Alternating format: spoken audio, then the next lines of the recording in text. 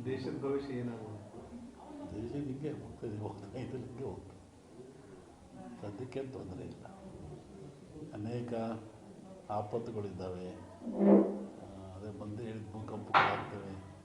ಮೊನ್ನೆ ಫಾರಿನ್ನ ಕಡೆ ಮಳೆ ಜಾಸ್ತಿ ಆಗ್ತದೆ. ಇನ್ನೂ ಉತ್ತರದಲ್ಲಿ ಮಳೆ ಅಂತ ಹೇಳಿದ್ರೆ ಹಾಗಾಗ್ತದೆ. ದೊಡ್ಡ ದೊಡ್ಡ ನಗರಗಳಿಗೆ ಆಪತ್ತಿದೆ, ತೊಂದರೆಗಳಿದ್ದಾವೆ, ಭೂಕಂಪಗಳಾಗಂಥದ್ದು, ಹಾಹಾಕಾರಗಳಾಗ್ತದೆ, ರಾಜಕೀಯದ ಅಸ್ಥಿರತೆ ಉಂಟಾಗ್ತದೆ. ಅವಾಗಿರೋದೇ ಪ್ರಾಕೃತಿಕವಾಗಿ ದೋಷಗಳಿರ್ತದೆ. ರಾಜಕೀಯ ಅಸ್ಥಿರತೆ ಅಂದರೆ ಅದನ್ನು ಸ್ವಲ್ಪ ಬಿಡಿಸಿ ಹೇಳಿದ್ರೆ ಹೆಂಗಿರುತ್ತೆ? ನೀವೇ ನೋಡುವಂತೆ ನಿಮಗೆ ಗೊತ್ತಾಗುತ್ತೆ. ಯಾವ ರೀತಿ ರಾಷ್ಟ್ರ ರಾಜಕೀಯದಲ್ಲಿ ಅಸ್ಥಿರತೆ ಉಂಟಾಗ್ತದೆ? ಎರಡರಲ್ಲೂ ಇದೆ. ರಾಷ್ಟ್ರ ರಾಜ್ಯ ಎರಡರಲ್ಲೂ ಅಸ್ಥಿರತೆ ಕಾಣುತ್ತೆ. ಎಲ್ಲ ಕಡೆ ಈ ಧರ್ಮದ ವಿಚಾರ ಸಾಕಷ್ಟು ಚರ್ಚೆಗೆ ಆಗ್ತಿದೆ. ಆದರೆ ಸನಾತನ ಧರ್ಮದ ವಿಚಾರವಾಗಿ ಚರ್ಚೆ ಆಗ್ತದೆ. ಅವರವ್ರ ಧರ್ಮ ಅವ್ರಿಗೆ ದೊಡ್ಡದು.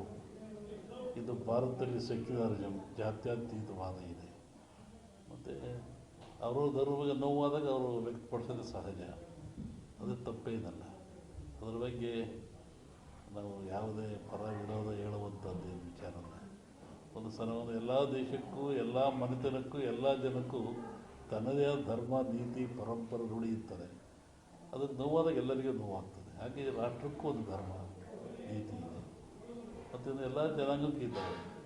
ಅದನ್ನು ನಾವು ತಿರಸ್ಕರಿಸಬಾರ್ದು, ಹೆಚ್ಚಿನ ಪ್ರೋತ್ಸಾಹನೂ ಕೊಡಬಾರ್ದು. ಅದು ಹೆಂಗುದೇ ನಡ್ಕೊಂಡು ಹೋಗ್ತಾ ಇರ್ತದೆ.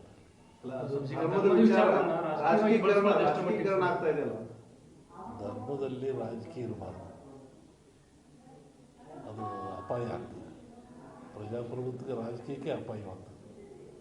ರಾಜಕೀಯ ಬೆರೆಸಬಾರ್ದು. ಇಲ್ಲಪ್ಪ, ಈಗ ಧರ್ಮದ ಮೇಲೆ ಓಟ್ ಕೇಳಿ ಅಧಿಕಾರಕ್ಕೆ ಬಂದಂಥ ಪರಿಸ್ಥಿತಿ ಸೃಷ್ಟಿಯಾಗ್ಯದ ದೇಶದೊಳಗೆ. ಧರ್ಮಾಧಾರಿತ ರಾಜಕಾರಣನೂ ನಡೆದು ಅದು ಅವರಿಗೆ ಸಂಬಂಧಪಟ್ಟದ್ದು ಅಲ್ಲ. ನೀವು ಹೇಳಿದ್ರಲ್ಲಪ್ಪ, ಈಗ ಧರ್ಮ ರಾಜಕೀಯ ಬೆರಿಬಾರ್ದು ಅಂತ ಹೇಳಿದ್ರಲ್ಲ. ಆದ್ರೆ ನಾವು ಒಂದು ಜನರ ನಡುವಲ್ಲ ದ್ವೇಷ ಗೊತ್ತಾಗಲ್ಲ. ಅದನ್ನು ಅವರೇ ಹೇಳ್ಬೇಕು, ಏನು ನೋವಾಯಿತು ನಿಮಗೆ ಸಮಾಜಕ್ಕೆ ಹೇಳಿ. ಇಲ್ಲ ನಾವು ತಿಳ್ಕೋಬೇಕು, ಏನು ನ್ಯಾಯ ಇರ್ಬೋದಲ್ವೇ. ಸಾವಿರಾರು ವರ್ಷಗಳ ದಾಸ್ಯ ಅನುಭವಿಸಿದವರಿಗೆ ಗೊತ್ತು. ನಿನಗೆ ಕೆಣಕೋದು ಬೇಡ. ಪ್ರತಿ ವರ್ಷ ನಮ್ಮ ಸಂಜೀವರ ಮನೆಯಲ್ಲಿ ಈ ಶ್ರಾವಣದ ಒಂದು ದಿವಸ ಪೂಜೆ ಮಾಡಿಸ್ತಾರೆ. ಇದು ಪದ್ಧತಿ, ಅವ್ರಿಗೂ ನಮಗೂ ಒಂದು ಪದ್ಧತಿ. ಗದಿಗ ನಮ್ಮ ಸಂಕೇಶ್ವರ ಒಂದು ವರ್ಷಕ್ಕೊಂದ್ಸತಿ ಕರೆಸ್ತಾರೆ. ಹೋದವರು ಅಲ್ಲಿ ಬಂದಿದ್ದೆ, ರಾಜ್ಯದಲ್ಲಿ ಮಳೆ ಇಲ್ಲ, ಸಂಪೂರ್ಣವಾಗಿ ಮಳೆ ಕಡಿಮೆ ಆಗಿದೆ. ಮನುಷ್ಯ ಎಷ್ಟು ತಪ್ಪು ಮಾಡಿದ್ರು ಆ ಭಗವಂತ ಕ್ಷಮಿಸ್ತಾನಂತೆ. ಮನುಷ್ಯ, ಪ್ರಾಣಿ, ಭೂಮಿ ಏನು ಮಾಡಿದ್ರು ಸೃಷ್ಟಿಕರ್ತ ಅವನೇ ಅಲ್ಲದೆ ಅವನು ಕ್ಷಮಿಸ್ತಾನಂತೆ. ಆದರೆ ಮನುಷ್ಯ ಮಾಡಿದ ಕರ್ಮಗಳು ಅವನು ಕ್ಷಮಿಸಲ್ವಂತೆ. ಭಗವಂತ ಕ್ಷಮಿಸಿದರೂ ಮನುಷ್ಯ ತಾನು ಮಾಡಿದ ಕರ್ಮಗಳನ್ನು ಅವೇ ಕ್ಷಮಿಸಲ್ಲ. ಹಾಗಾಗಿ ಮನುಷ್ಯನ ಕರ್ಮಬಾಧೆಗಳು ಹೆಚ್ಚಾದಾಗ ಇವೆಲ್ಲ ಸಾಮೂಹಿಕವಾಗಿ ಅನುಭವಿಸಲೇಬೇಕಾಗ್ತದೆ. ಹಾಗೆ ಮಳೆ, ಭೂಕಂಪಗಳು, ಅರ್ಥಕ್ವಿಕ್ಗಳು ಅಥವಾ ನಡೀತಾ ಇರ್ತವೆ. ಏನೂ ಆಗಲ್ಲ, ಬರುತ್ತೆ. ತಮಾಷೆ ಅಂತೂ ಬರುತ್ತೆ, ಮಳೆ ಏನು ತೊಂದರೆ ಇಲ್ಲ. ಈ ಬಾರಿ ಏನಾದರೂ ಇದೇ ಪರಿಸ್ಥಿತಿ ಮುಂದುವರಿಯುತ್ತೆ? ಇಲ್ಲ, ಚೆನ್ನಾಗಿ ತೊಂದರೆ ಏನಾಗಲ್ಲ. ಬರಗಾಲ ಛಾಯೆ ಅವಶ್ಯ ಇರ್ಬೋದು, ಅನುಕೂಲ ಆಗುತ್ತೆ. ಆ ಥರ ಹೇಳ್ಕೊಂಡು ಮಟ್ಟಕ್ಕೆ ಏನಿಲ್ಲ, ಚೆನ್ನಾಗಾಗುತ್ತೆ.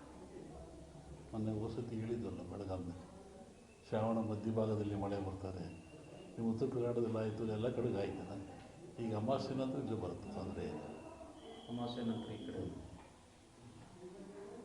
ಈಗ ರಾಜಕೀಯದಲ್ಲಿ ಬೇರೆ ಬೇರೆ ರೀತಿಯ ಬೆಳವಣಿಗೆಗಳು ನಡೆದವು. ಮೈತ್ರಿಗಳು ಯಾವ್ಯಾವ ಪಕ್ಷಗಳು ಲೋಕಸಭಾ ಚುನಾವಣೆ ಪೂರ್ವದಲ್ಲಿ ರಾಜಕೀಯ ಬಗ್ಗೆ ಅದು ಬಂದಾಗ ಹೇಳೋದಂತ ಈಗೇನಾದ್ರು ಅವಶ್ಯಕತೆ ಇಲ್ಲ.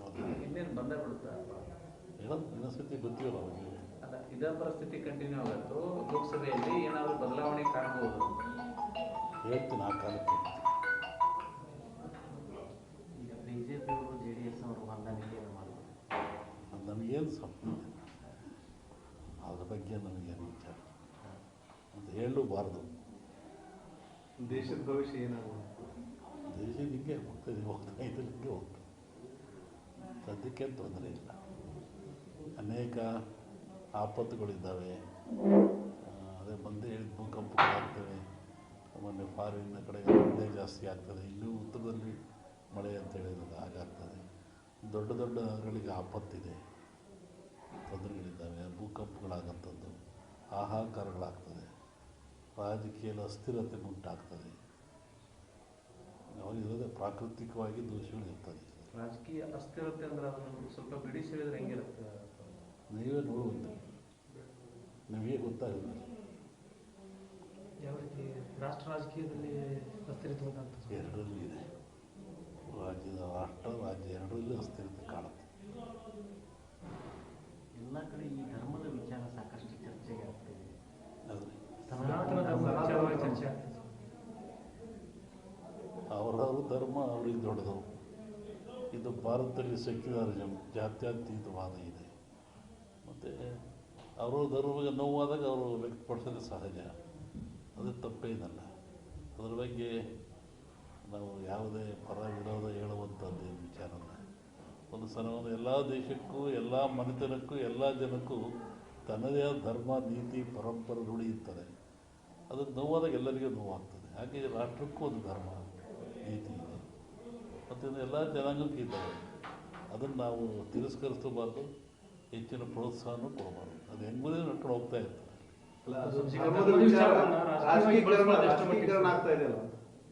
ಧರ್ಮದಲ್ಲಿ ರಾಜಕೀಯ ಇರಬಾರ್ದು, ಅದು ಅಪಾಯ ಆಗ್ತದೆ. ಪ್ರಜಾಪ್ರಭುತ್ವಕ್ಕೆ ರಾಜಕೀಯಕ್ಕೆ ಅಪಾಯವಾಗ್ತದೆ. ರಾಜಕೀಯ ಬೆರೆಸಬಾರ್ದು. ಇಲ್ಲಪ್ಪ, ಈಗ ಧರ್ಮದ ಮೇಲೆ ಓಟ್ ಕೇಳಿ ಅಧಿಕಾರಕ್ಕೆ ಬಂದಂಥ ಪರಿಸ್ಥಿತಿ ಸೃಷ್ಟಿಯಾಗ್ಯದ ದೇಶದೊಳಗೆ. ಧರ್ಮಾಧಾರಿತ ರಾಜಕಾರಣ ನಡೆದು ಅದು ಅವರಿಗೆ ಸಂಬಂಧಪಟ್ಟದ್ದು.